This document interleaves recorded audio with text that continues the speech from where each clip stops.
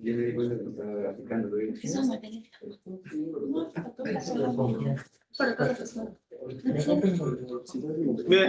muy buenas tardes, ¿no?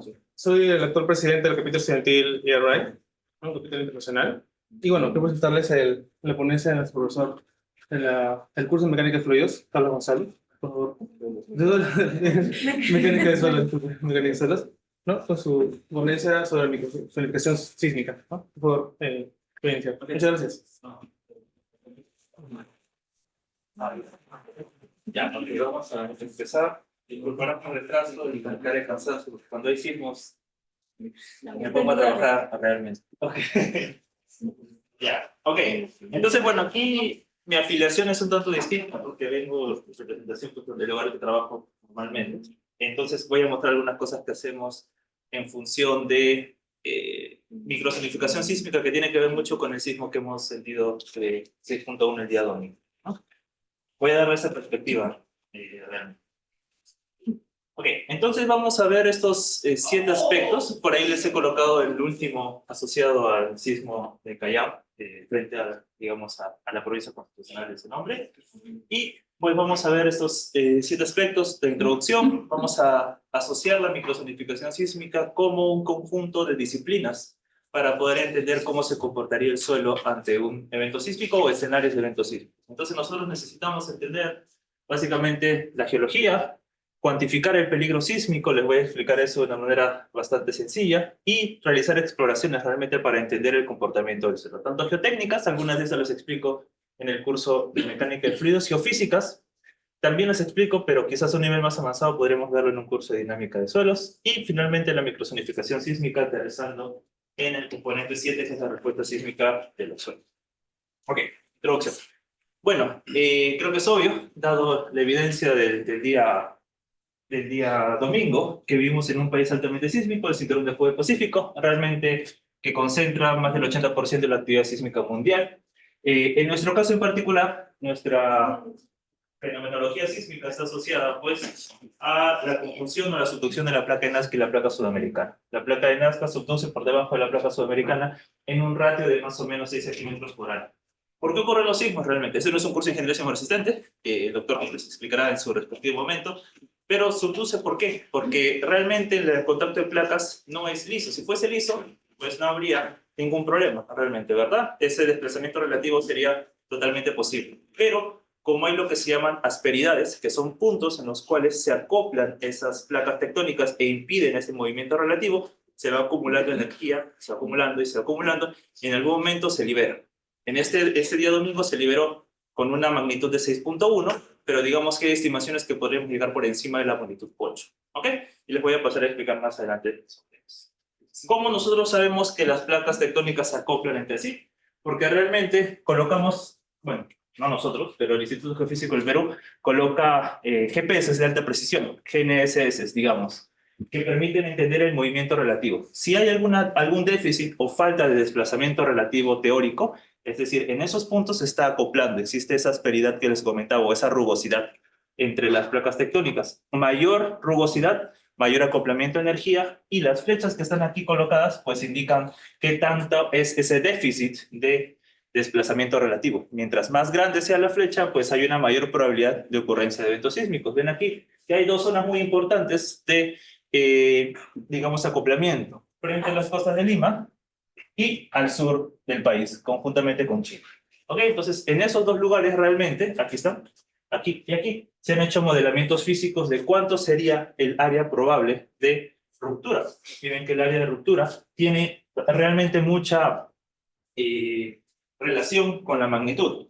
Ustedes como estudiantes y futuros profesionales de ingeniería civil no pueden confundir los términos. Aquí se puede escribir, ¿verdad? Sí, sí. No pueden confundir los términos magnitud e intensidad. ¿Ok?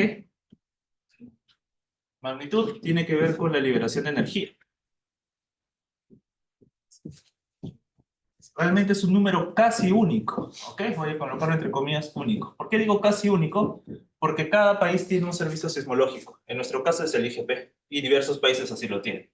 Entonces, realmente los servicios sismológicos locales tienen, digamos, la oficialidad de poder brindar esa información de cuánto ha sido la magnitud. pero también hay otros entes internacionales, por ejemplo, como el Servicio Geológico de Estados Unidos, que también reporta sismos a nivel internacional, pero por sensores distribuidos en diferentes partes del mundo. Lo cual es un buen ejercicio, pero realmente debemos creerle más a la red local, en nuestro caso el IGE.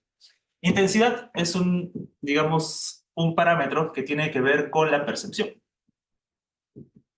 ¿Okay? Entonces depende, por ejemplo, si yo estoy, ese es el epicentro, ¿ok? Me encuentro aquí, cerca del epicentro, me encuentro muy lejos del epicentro. Realmente si me encuentro a 50 kilómetros, o si yo me encuentro a 500 kilómetros, la magnitud del evento va a seguir siendo la misma, porque libera la misma energía para estos dos, o estas dos personas que se encuentran aquí. Pero esta persona se encuentra más cerca, va a sentir mayor movimiento, y esta persona se encuentra más lejos y va a sentir menor movimiento. ¿Ok? ¿Está bien? Sí. Ah, sí, ok. Ok, ¿cómo no? Ok. Ya. Entonces, esa es la idea de intensidad. Pero es un tema que no solo tiene que ver con la distancia, sino también tiene que ver con el tipo de suelo. Y eso es, digamos, parte de mi charla. ¿Ok? Entonces, la intensidad es subjetiva. Depende de dónde yo me encuentre. Digamos, aquí puedo tener una mayor intensidad y aquí una muchísima menor intensidad. ¿Ok? Seguimos. Ahora, ¿qué es la microzonificación sísmica antes de yo poder describir 2, 3, 4, 5 y finalmente 6? Tiene que ver con... por favor. Es, digamos, la disciplina que me permite entender o proyectar cuál sería el comportamiento del suelo, clasificándolo en diversos tipos de comportamientos similares. ¿Ok? ¿Cómo yo conozco, digamos, el comportamiento del suelo? Quienes ya hemos llevado mecánica del suelo, o estamos llevando ahora, sabemos, la primera unidad, la más aburrida de todas, sabemos cómo explorar el suelo, ¿verdad? Sabemos que se realizan calicatas, se realizan CPTs, se realizan ensayos geofísicos, etc. Es necesario ir al campo, como una especie de estudio mecánico de suelos, pero, digamos, circunscrito a digamos, a un distrito o a la ciudad en general. Eso es lo que hemos hecho. Y lo primero siempre es realmente conocer cuáles son las características geológicas del lugar. Y en este caso nos apoyamos bastante de la geología. En este caso, los geólogos recorren realmente todo, digamos, la zona urbana, ¿ok? O zonas de emplazamiento urbano para poder conocer realmente cuáles son las características de los materiales, es decir, la roca, cuál es la calidad de la roca, si hay alguna posibilidad de deslizamiento, por ejemplo, en laderas pobladas, etcétera, y el grado de fracturación de la roca, todo eso nos indica la parte geológica y nos hace un mapeo a determinada... ¿Listo? Ya no puedo contestar ahorita. Para. Un ratito, por favor.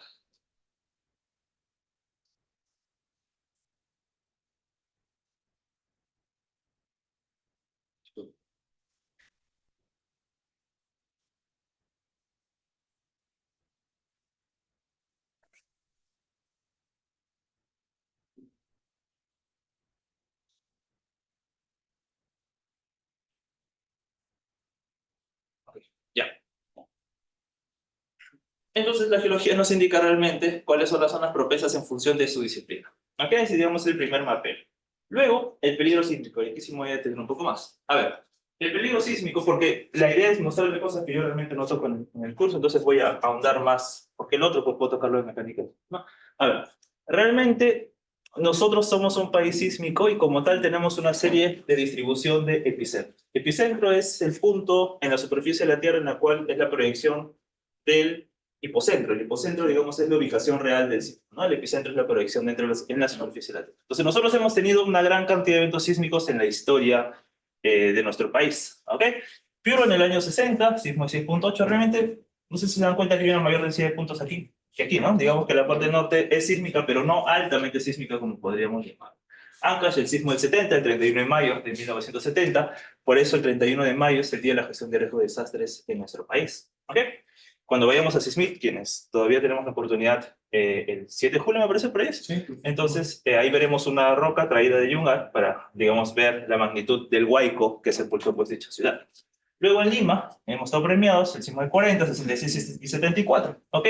Pero son de magnitudes 8, ¿ok? Y aquí me detengo algo para también explicarles un vicio que ustedes de ingeniería civil tienen que eliminar de nuestro imaginario, ¿ok? Las escalas, en primer lugar, cuando nos referimos a escalas de magnitud, no debemos referirnos como grados, ¿ok? Porque no están, digamos, no tienen unidad realmente. Y no es una relación lineal, ¿ok? En la cual un orden de magnitud digamos en este caso de la escala magnitud-momento, es directamente proporcional bajo una misma pendiente. No es así, sino la escala de magnitud crece logarítmicamente. Es decir, este punto y este punto tienen una muchísimo mayor diferencia en función de estos dos puntos de aquí. ¿Ok? ¿Qué quiere decir? Quiere decir que si yo, por ejemplo, tengo un sismo de 6, ¿ok? Para llegar a un sismo de magnitud 7, debemos tener 30 de estos sismos de magnitud 6 para liberar la misma cantidad de energía de uno de magnitud 7. 1000 sismos, o 30 por 30 más o menos, para un sismo de magnitud 8 y así sucesivamente. Así que ese, digamos, preconcepto de que es mejor que ocurran sismos pequeños, se dan cuenta que necesitamos 1000 eventos de magnitud 6, como el que hemos tenido ahora, para llegar a uno de magnitud 8, y lo cual es probabilísticamente imposible en nuestra vida, digamos, de seres humanos, ¿no? Entonces es casi improbable que podamos liberar la misma cantidad de energía con eventos de 6 para poder llegar a uno de 8, que es realmente lo que se está esperando. Entonces, Cristo en el año 2007, yo así como ustedes ahora, era alumno en el año 2007, y para mí fue un sismo bastante definitorio, digamos, porque me permitió cambiar un poco el concepto y percibir realmente un sismo tal como es, ¿no? Nazca en el año 96 y Atico en Arequipa en el año 2001. ¿Qué tipos de fallas tenemos? No es mi afán hacer alguna explicación estructural, pero por ejemplo aquí tenemos digamos, una falla de columna corta, en la cual no se le permite, digamos, se le restringe el movimiento a esa columna, y solamente la altura efectiva sería esta altura por encima, pues, de este pequeño muro. Entonces se vuelve un elemento de mucha rigidez que atrae bastante fuerza y por eso falla. ¿Okay? Piso blando en el sismo del 2007, aquí tuvieron la genial idea de volarse los muros del primer nivel para hacer un estacionamiento, eliminaron la rigidez del primer piso, por eso se llama piso blando, porque realmente el primer piso era mucho menos rígido que lo que estaba en la parte superior y falló. Edificaciones de adobe en el sismo de Moquegua y Atico se encuentran en Arequipa, ¿ok? Y estamos a una gran distancia de Moquegua, pero incluso vean aquí el nivel de daño que se tuvo en las edificaciones de adobe. ¿Okay? ¿Cómo cuantificamos esos niveles? Para empezar, nosotros debemos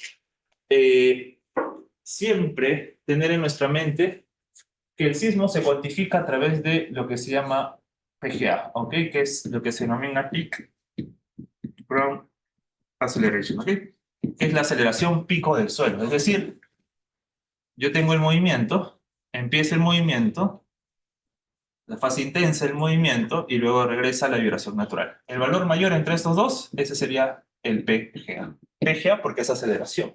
Y así tenemos PGB también porque tenemos velocidad, y PGD porque tenemos desplazamientos. ¿Ok?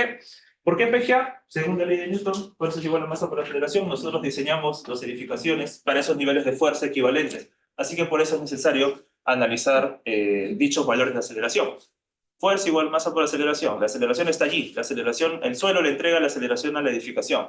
Pero la masa, podríamos cuantificar la masa a partir, digamos, de un metrado de cargas y un metrado de los materiales aquí, para asignarle a cada uno de estos pisos de una edificación. O sea, es geodinámica, así que saben que yo puedo hacer esto como un sistema de múltiples grados de libertad, ¿verdad? En la cual yo le coloco una fuerza externa, que sería la aceleración del suelo. ¿Sí? ¿Ok?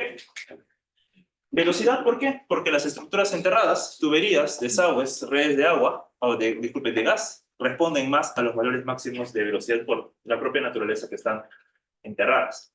A ver, aquí estas son simulaciones que se hicieron como parte de un proyecto con una contraparte japonesa, en la cual tenemos este mapita de acá, es PGA. Estos colores representan los valores de aceleraciones máximas de la ciudad de Lima.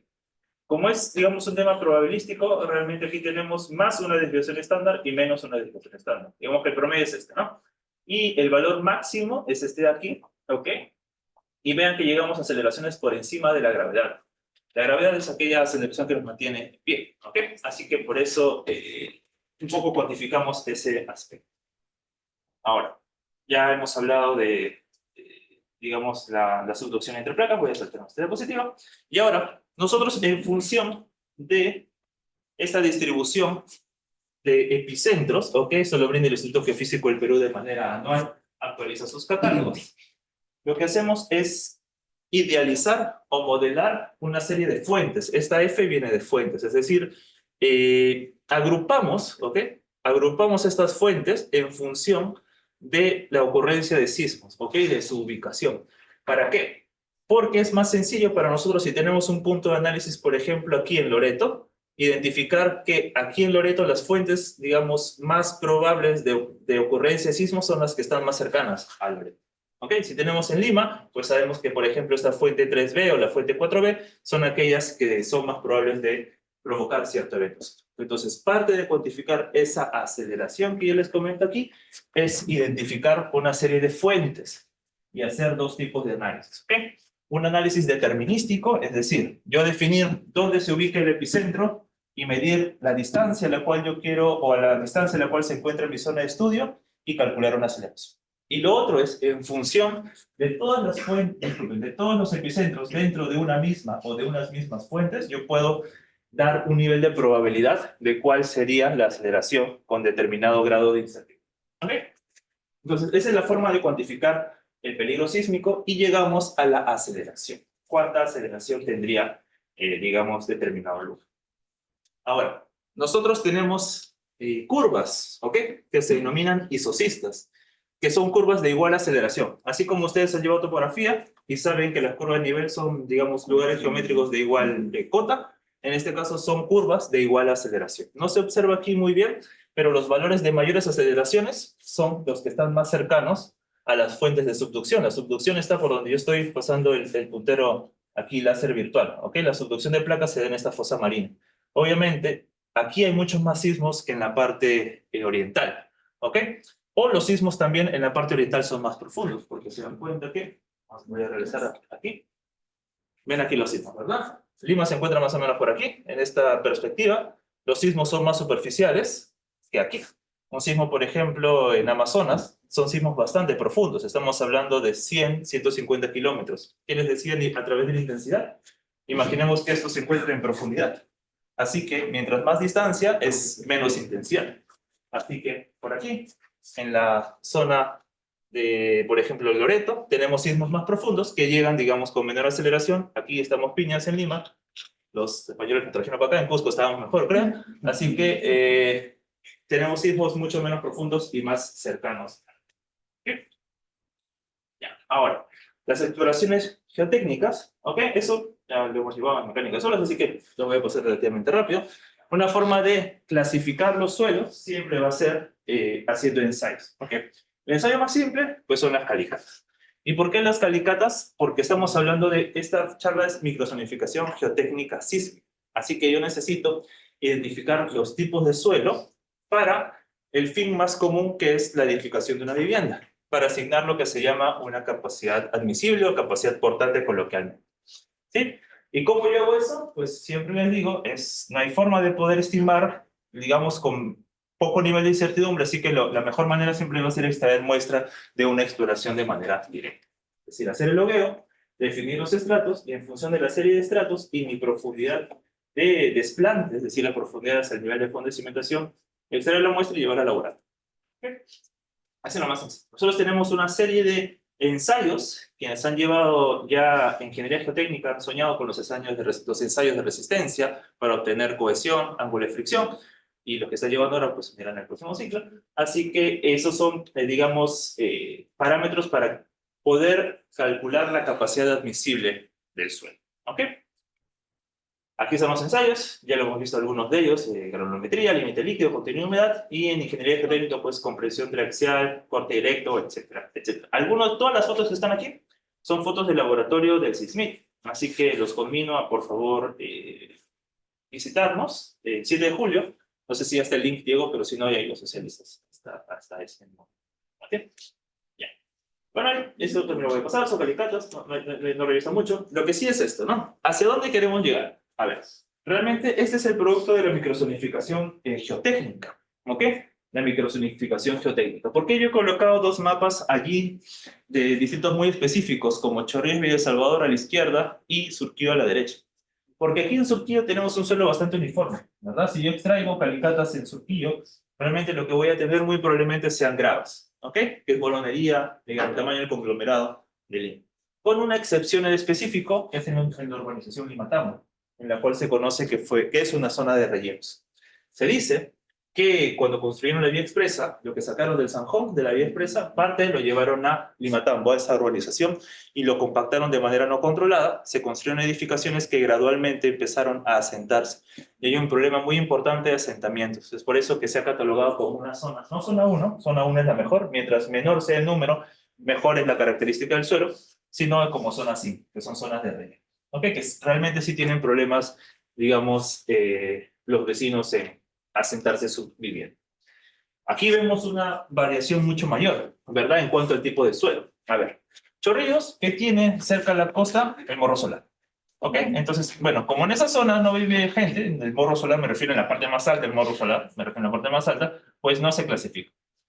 Las personas que sí viven en el Morro Solar, en la parte de las pendientes, por una cuestión geológica, se les ha colocado como zona 4, una zona un poco adversa en cuanto al movimiento, no tanto por el tipo de suelo, porque es roca, sino porque al momento de construir las viviendas se debilita la roca y muchas veces se hace un corte y un relleno para poder horizontalizar digamos, el cerro, entre comillas, y esa parte es bastante inestable. Incluso en algunos casos hay pircas, hay llantas como elementos, pues, para horizontalizar ese lugar, así que son bastante inestables ante un movimiento sísmico. Ustedes lo han visto, digamos, en las noticias.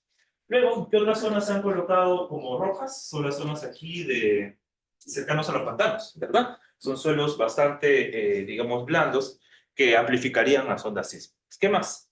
Siempre cuando nos vamos al laboratorio, pasamos por la Panamericana, ¿verdad? Y vemos lomo de Corvina, que es una duna de arena bastante grande, ¿ok? Que es un cerro de arenas traídas por el viento, y como tales, pues esta zona también amplifica bastante. En la zona de Chorrillos tenemos, en la zona central, un afloramiento de roca, que son suelos rígidos, que corta, digamos, el distrito en dos, ¿verdad? Digamos una zona 3, que sería zona intermedia, y otra zona 3 con zona 4 al otro lado. ¿Ok? Entonces, digamos que en Chorrillos y El Salvador representa una buena zona de estudio para los diferentes tipos de suelo dentro de dos distritos, ¿no? En el caso de Surquillo, a excepción de Limatambo, pues tenemos una mayor, digamos, uniformidad de tipo de suelo. ¿Y cómo conocemos esos tipos de suelos? Pues haciendo ensayos, no hay otra forma real. Y ese es el mapa de microzonificación geotécnica, solo de suelos. Acá no entra nada de la parte dinámica. La parte dinámica la voy a explicar en un rato. Solo entra la parte de suelos, de todo Lima metropolitano.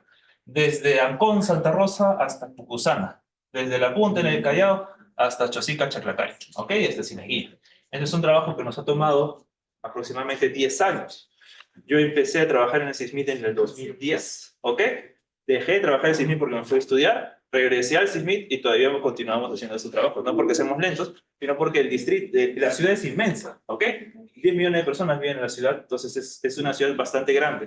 Hacíamos más o menos 5 distritos por año. Empezamos ahí sí yo estaba, Villa El Salvador, San Juan de Lurigancho, Comas, La Molina, Puente Piedra y Chorrillos. ¿Por qué? Porque Chorrillos y Villa El Salvador eran distritos bastante interesantes en cuestión de diferencias tipo de suelos, como les había indicado antes. Comas, pues es un distrito bastante poblado, al igual que San Juan de Lurigancho, que es el distrito más poblado de todo el Perú. ¿Ok?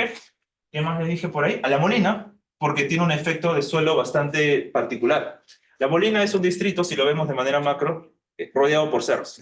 Y la zona central está la agraria, ¿verdad? Y en esa zona central se conoce que hay una afectación por el sismo del 60, si mal no recuerdo, y del 7.4. ¿Ok? Por eso esa zona, no sé si en La Molina, acá sí se puede arrancar. En la zona de La Molina, en la región central, vemos que está rodeado de color verde. Aquí, verde acá, y en la zona central hay como una pequeña área de color rojo, ¿ok? Que son las más planas. Aquí en Comas se han puesto estas zonas de ladera, por la inestabilidad de las laderas realmente, no tanto porque es roca. Si se hubieran hecho procesos constructivos correctos, sería una buena zona realmente. Por eso La Molina, no sé si se dan cuenta, alrededor de La Molina es roca también, pero se ha puesto de color verde por una cuestión de que, bueno, ahí probablemente se decidieron procesos constructivos bastante más correctos. Entonces, hacíamos 5 distritos al año y terminamos en el Bicentenario en 2021, paramos un poquito por la pandemia, y en 2021 terminamos con el Callao. Que para mí es un distrito bastante interesante porque, bueno, yo he estudiado toda mi vida allí, entonces conozco bastante bien. Ya, entonces, los tipos de suelo. Tenemos 5 tipos de suelo. Zona 1, como les había indicado, abarca la parte central de Lima ¿Y cómo entendemos realmente la microzonificación? Primero, a partir de la geología. 3 grandes ríos cruzan la ciudad, el Chillón, el Rímac y el Lurín. Y ustedes ven que la zona central, por donde pasa el río Rímac, cerca al cauce del río Rímac, todo es zona verde, es decir, es la mejor zona del, digamos, ¿por qué? Porque, digamos, la fuerza del río permite acarrear material rígido en aguas arriba y en la zona central.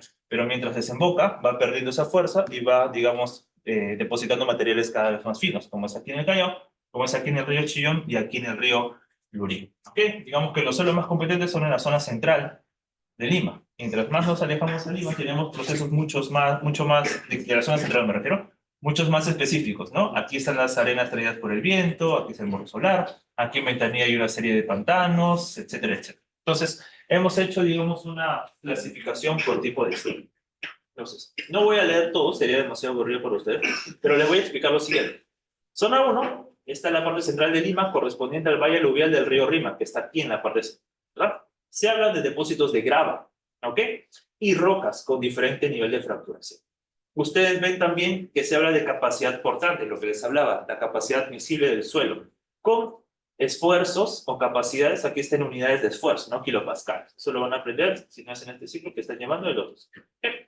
Luego la zona 2, vean que ya no estamos hablando estrictamente de gravas, sino también de arenas, ¿ok? De compacidad, densidad media a densa, ¿ok? Y se van reduciendo los niveles de capacidad de soporte del suelo.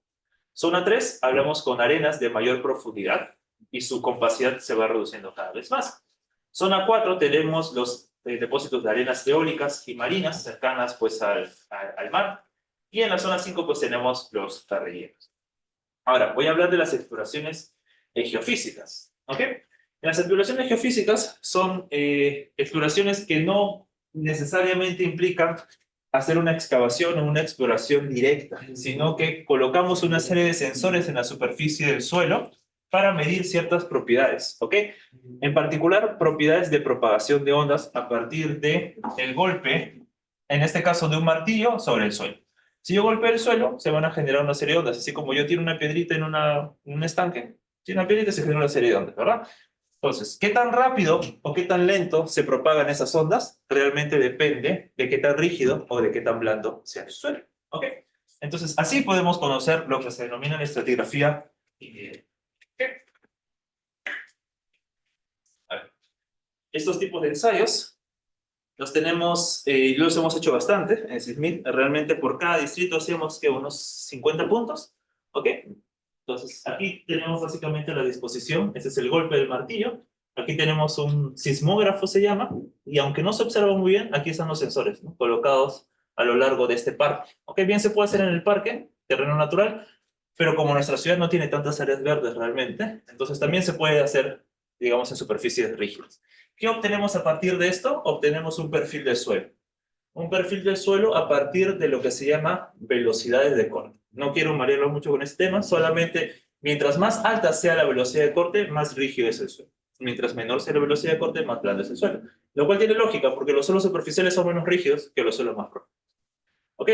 La cuestión aquí es que yo al yo no extraer muestra, no sé qué tipo de suelo es este.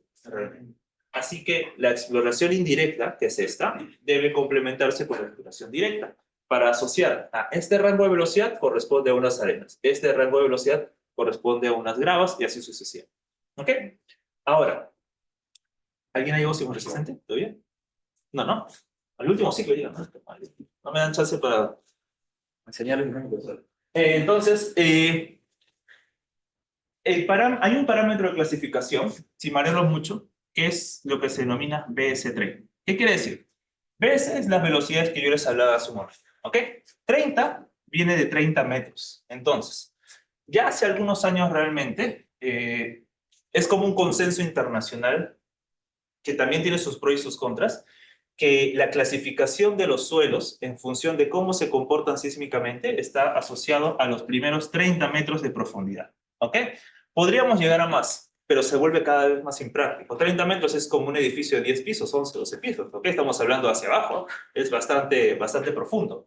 Y imagínense que lo estamos obteniendo sin hacer ningún tipo de exploración.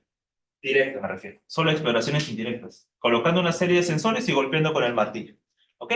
Entonces, ahora se ha vuelto mucho más común estimar ese parámetro. Cuando yo estudiaba, ya hace cierto tiempo, no había mucho el uso de este parámetro porque estos ensayos eran muy caros. Ahora se han abaratado los costos de los equipos y digamos que es bastante más práctico y bastante más posible, digamos, bastante más posible realizar este tipo de ensayos. Así que cuando hayan sismo resistente, no se olviden, BS30. Tan simple como un valor alto de BS30 son suelos rígidos. Valores pequeños de BS30 son suelos más blandos. ¿Ok? Me llaman así por...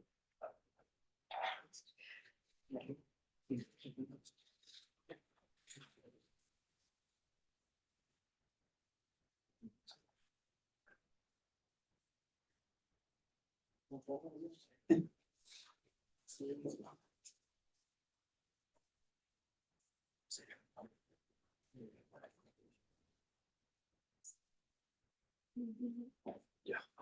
Disculpen. Ya. Entonces, este es el valor promedio. Tan simple como el espesor, 30 metros, sobre este cociente. No quiero mover mucho. Ya. Y también hay una serie de ensayos para medir lo que se llama el periodo del suelo. Esto sí creo que es más intuitivo. Ustedes saben dinámica, así que puedo traer ese concepto de dinámica aquí. Cuando yo tengo un sistema, un gran libertad, ¿se acuerdan? Un gran libertad, más el resorte y amortiguador. Esto tiene un periodo, ¿verdad? Un periodo de vibración, ¿ok? Las edificaciones también tienen periodos de vibración. Digamos, edificios más altos tienen mayor periodo de vibración. El periodo, digamos, es el tiempo que demora una oscilación, ¿verdad? Llegar al mismo. Una edificación más corta tiene un periodo más corto. Una edificación más larga, más alta, más largo es el periodo de vibración. Pero también depende de qué cosa, del material, ¿verdad? Digamos, teóricamente, una edificación de concreto es más rígida que una de acero del mismo tamaño, ¿verdad? De la misma altura.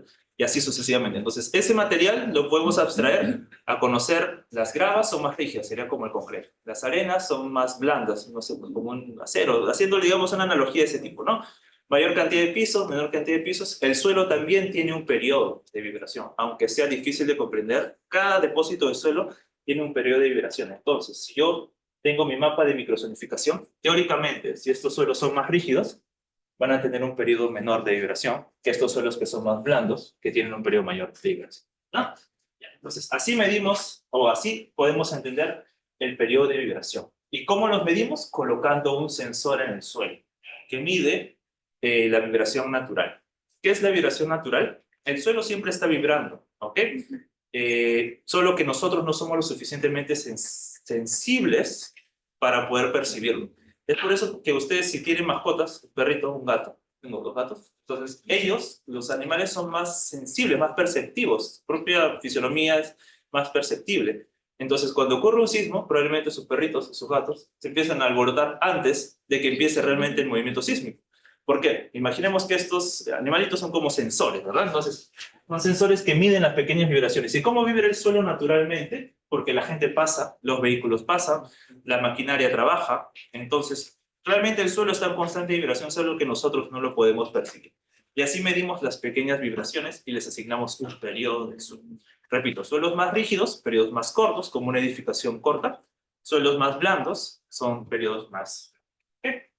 Y así nosotros podemos inferir perfiles de suelo de manera indirecta. ¿Ok? Aquí yo no estoy colocando estrictamente el tipo de suelo. Lo coloco sí, solo si tengo exploraciones cercanas, como en este caso. ¿Ok? Aquí sí puedo indicar grava con arena, arena limosa, y vean aquí.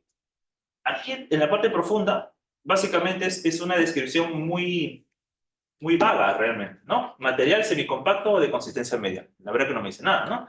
Pero aquí sí, vean, grava con arena porque estamos en una parte superficial en la cual pues sí se ha hecho exploraciones geotécnicas, entonces yo puedo, digamos, correlacionar, ¿no? Aquí arena también hasta los 15 metros, pero de 15 para 30 no es muy común realmente hacer exploraciones de tanta profundidad. ¿Ok? Por eso se ha colocado una descripción un tanto general. Okay. Aquí están los sensores que yo les hablaba hace algún momento. En Zenfin tenemos, bueno, este ya no está funcionando. Este sí está funcionando, es una cooperación japonesa y este es un sensor italiano que registran, digamos, los pequeños movimientos del suelo. ¿Y cómo hacemos? Estos son los pequeños movimientos del suelo. Aquí están. está un poco pesado. Tenemos aquí estos tres componentes, ¿ok? Aquí uno horizontal, dos horizontal y la vertical. Y esto me permite tener un patrón de lo que se llama, tampoco quiero marearlos aquí, es un espectro horizontal sobre vertical. ¿Qué me dice ese espectro? Simplemente, y es lo único que me gustaría que nos quedemos como mensaje, donde está el pico de este espectro, ese es el valor del periodo del Sol. Nada más. Pues, volvamos. A ver. Esperar hasta que ocurra. Ya, hasta que estemos.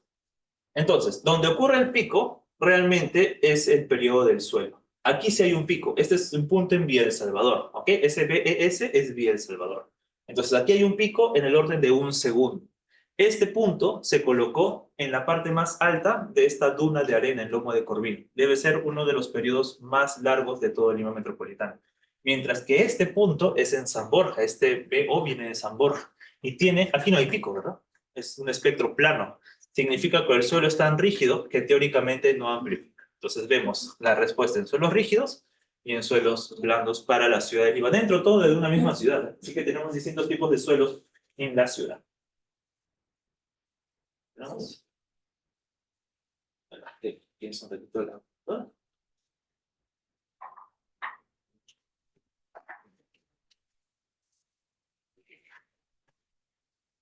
Pero desde que se puede poner la mano.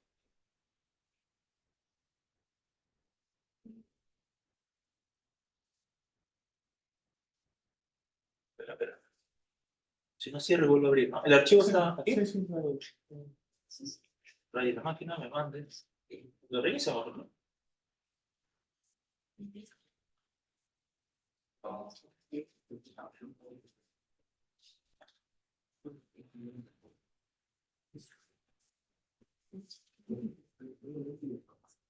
Ahora voy a hacer la diapositiva, verificando. Estamos y aquí, ok. ¿Qué pasa aquí? Uy, me fui hasta el infinito. A ver. ¿Dónde está? Estoy, ¿no? ¿Ahí estoy? Ya, ¿no? Y ahí le doy... ¿Sí, no? Sí. ¿Estamos? Ya, ok. Ahora, esto sí es interesante. Así como yo no... Cuando era estudiante nadie me explicó esto. Menos cuando era estudiante me hablaron del periodo del suelo. ¿Por qué? Es algo que ustedes creo que sí pueden entender. Nosotros tenemos normas técnicas, eso sí. Entonces, la norma de suelo es la 050. La de 030 es la norma de diseño sismoresistente. Entonces, estas normas se actualizan lamentablemente conforme hay sismos, porque es una forma de poner a prueba la norma vigente. La primera norma fue después del sismo 74. Luego, después del sismo de Atico 2001, en 2003 se hizo la actualización de la norma. En el 97 se hizo la primera corrección de la norma por el sismo de Nazca del 96, porque puso a prueba todo lo que teníamos antes. Bueno, entonces teníamos después la norma de 2001, disculpen, el sismo de 2001, la norma de 2003. El sismo de 2007 en Pisco, la norma de 2008. Y ahora se está actualizando de nuevo. Entonces, lamentablemente tienen que ocurrir sismos para poder actualizar esas normas. Y también los parámetros de clasificación de suelos van cambiando. Antes no había este parámetro BC30 y tampoco había periodo. ¿Ok? ¿Y por qué es importante el periodo?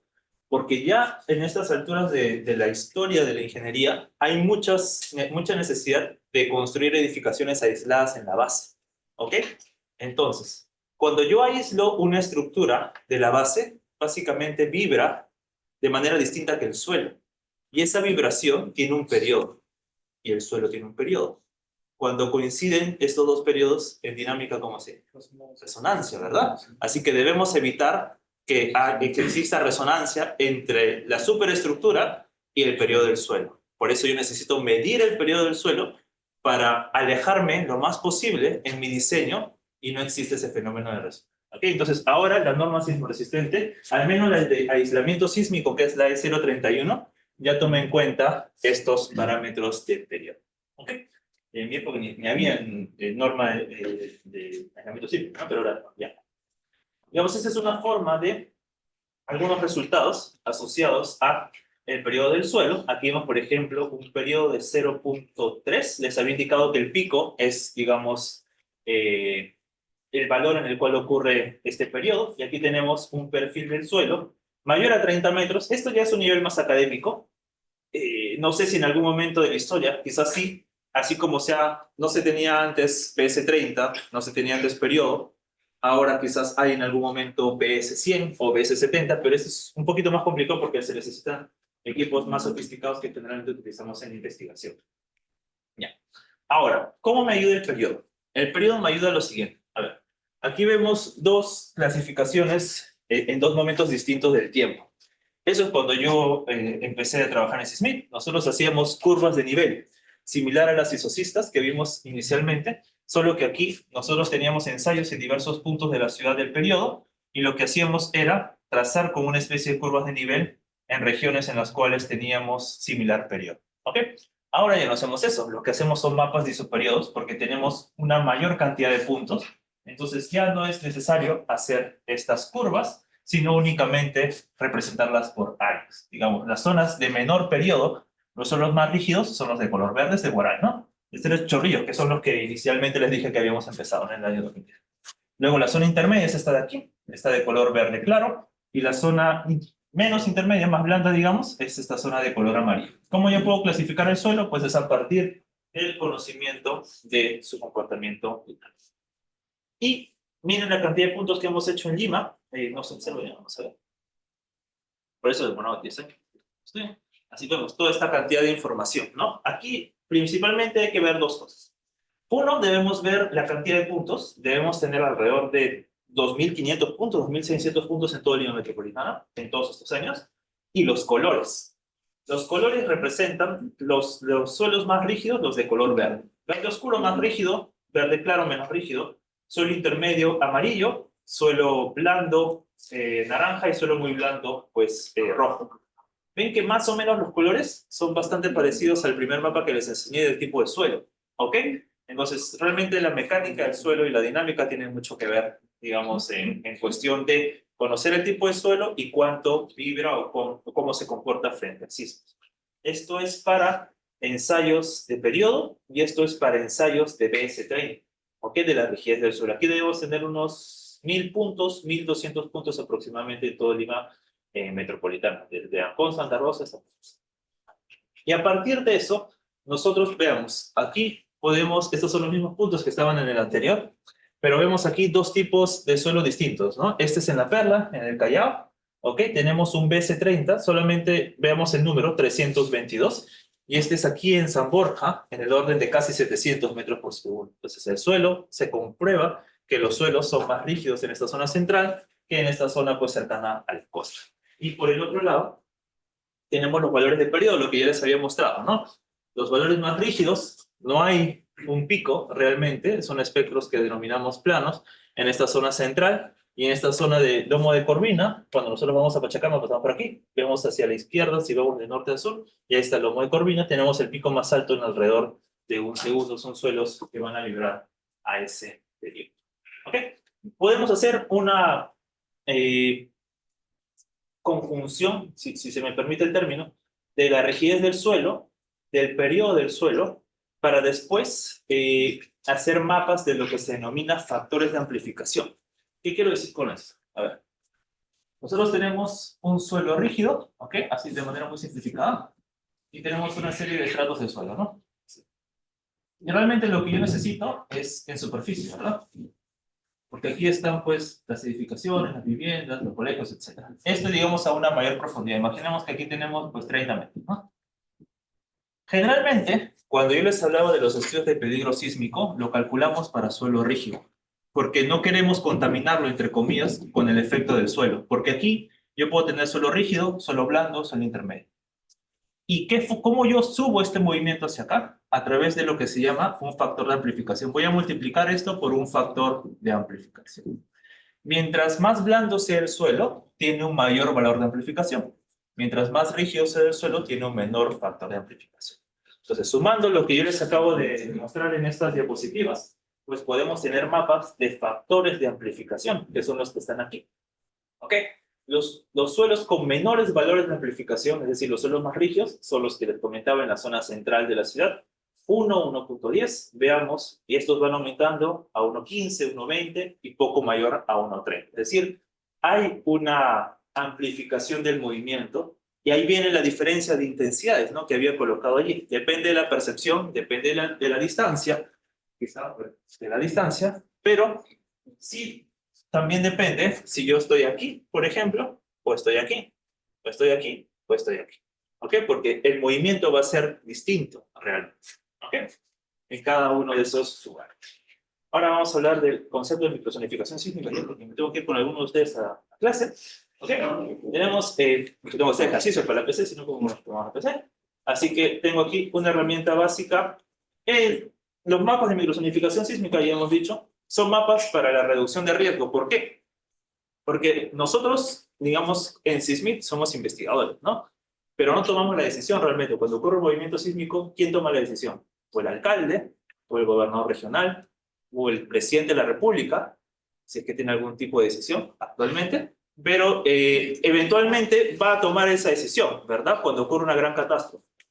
Pero nosotros no tomamos la decisión, ¿no? La universidad no toma la decisión, el centro de investigación no toma la decisión. Nosotros brindamos herramientas para que el tomador de decisión pueda tomar una correcta decisión, pueda tener, digamos, un panorama más adecuado. Si yo le presento al tomador de decisión un mapa de este tipo, yo le digo, digamos, en tu distrito, en Chorrillos, hay zonas que van, ahí, digamos, tienen mayor movimiento que otras, entonces el tomador de decisión dice, en esas zonas, yo lo que voy a hacer es dirigir una mayor ayuda o voy a dirigir las primeras ayudas a esas zonas que amplificaron más y no tanto a esas zonas que no amplificaron tanto, ¿verdad?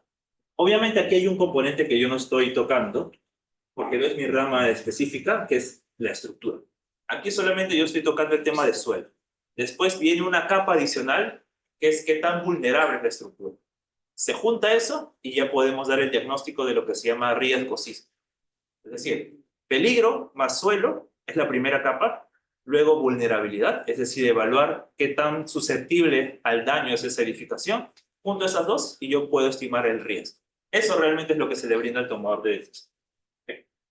Ya. Bueno, aquí está la historia en el tiempo, les había indicado, ya se los he comentado, ¿no? En el año 2010 empezamos con nuestros distritos y terminamos en 2021 con Callao, Chosica y Chacay.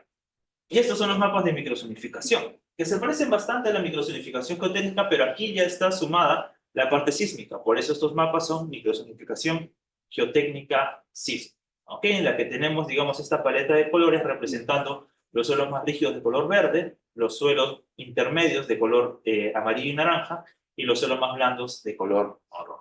¿Okay? Aquí, bueno, es el mismo ejemplo que les había mostrado en la parte anterior. Aquí vemos, por ejemplo, la zona del Callao. Esta zona del Callao, vean, tiene 3 diferentes tipos de suelo por la simple y llana razón que el río Rima cruza el Callao y va depositando materiales cada vez menos compactos conforme se acerca a la desembocadura del río. ¿Ok? Pues la zona más blanda está más cercana pues, a la costa y las zonas más rígidas, pues más aguas arriba, colindando en este caso con el distrito de San Martín de Porras. Aquí están las zonas que, igual Anthony tiene la presentación, les puedo pasar un PDF de la misma. ¿Ok? Y ahora voy a hablar rapidito de la respuesta de lo que ocurrió en el sismo del domingo, ¿okay? Lo que me ha quitado el sueño mucho de todo. Entonces, en SISMIC tenemos una serie de sensores, ¿ok? Así como teníamos estos pequeños sensores que registran el movimiento, el pequeño movimiento, tenemos sensores de movimientos fuertes, ¿ok? Si yo coloco ese sensor muy sensible, cuando ocurre un movimiento sísmico no va a tener la capacidad de registrar, se va a saturar, así se llama. En cambio, estos sensores están hechos para resistir una gravedad, 2 gravedades sin ningún problema. Y aquí en el campus tenemos uno. Ustedes, ahí dice sismógrafo grande en una caja, aquí en esta área verde, y en Pachacamac también hay otro. Y así tenemos en UPC, tenemos en la Ricardo Palma, tenemos en la San Martín de Porres, aquí nomás en La Molina, y en centros de salud, etc. Cada una de estas casitas que están acá representan un sensor. Ahora, ¿cómo hemos colocado o cuál ha sido la decisión para colocar estos sensores? Pues en función de los estudios de microzonificación sísmica. Porque si yo he empezado esta charla diciéndoles que estos suelos se comportan de manera distinta, tiene total sentido que yo coloque uno, pensando en llegar desde Ancón hasta Pucusano, aunque Pucusano no hemos llegado, estamos en Montehermoso todavía, en Pucusano un poquito es complicado, pero también desde la punta hasta Lurigancho Chosica, ¿verdad? Uno, considerando abarcar todo Lima Metropolitana, y 2, ubicándolas en distintos tipos de suelo, es decir, en distintos colores, para ver ese real o esa real diferencia del movimiento. ¿Okay? Son sensores aquí, que están colocados, como les digo en el campo, ¿no? Ahora, ¿qué son sensores? Este cubito que está acá. Es un microcontrolador electromecánico, ¿ok? Tiene una placa en la parte posterior. Estas son señales analógicas. Se digitalizan en esta placa. ¿Por qué aquí hay una batería? Porque cuando hay un movimiento sísmico, se va a ir la luz, ¿ok? Y este equipo necesita registrar réplicas, ¿ok? Así que no puede apagarse, ¿verdad? Así que esta batería le da una autonomía, pues, de 24 a 48 horas hasta que se restablezca el servicio. Hace años, yo no tuve esa experiencia en específico, pero hace años, cuando no teníamos una buena señal de internet, todo se guardaba únicamente en el equipo, ¿ok? Y uno tenía que ir hasta donde estaba ubicada la estación, abrir el equipo, descargar la información y era complicado. Ahora todo llega a través de internet y cuando vayamos a hacer la visita a SISMIC, personalmente les voy a explicar dónde trabajo específicamente y les voy a mostrar toda la serie de señales que tenemos allí en la universidad, de distintos puntos de la ciudad y distintos puntos del país. ¿Ok? Porque ahora se permite la transmisión de datos de manera a través de internet. ¿Qué productos hacemos? Aquí vamos a visitar, aquí en las pantallas, aquí están todas las señales, aunque ahora lo mostramos ya de una manera más amigable. Y tenemos los componentes del movimiento. La vibración natural del suelo, ya para ir cerrando, la vibración natural del suelo es esta. El suelo siempre vibra. Aquí está. Disculpen, esta partecita de acá. Cuando ocurre el movimiento sísmico, ustedes primero sienten un primer sacudimiento esperando que acabe. Si el sismo es de mayor magnitud, avanza y empieza el movimiento fuerte. Y luego se reduce. Nosotros lo hacemos en 3 direcciones, este-oeste, norte-sur y vertical. Por eso sus sensores son triáxeles. ¿Ok?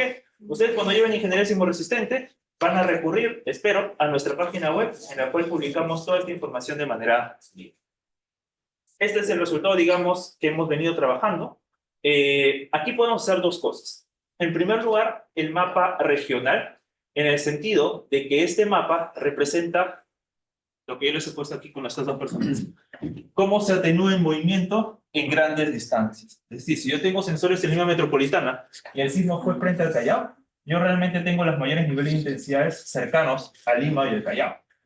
No tanto en Junín, no tanto en Pasco, no tanto en Huánuco, donde se tienen también equipos. Entonces ustedes ven que los colores amarillo, o el color amarillo representa los mayores niveles de aceleración, va bajando en verde, como está aquí, va bajando en este cian, y va bajando en este otro verde, y así sucesivamente mientras más nos alejamos del epicentro.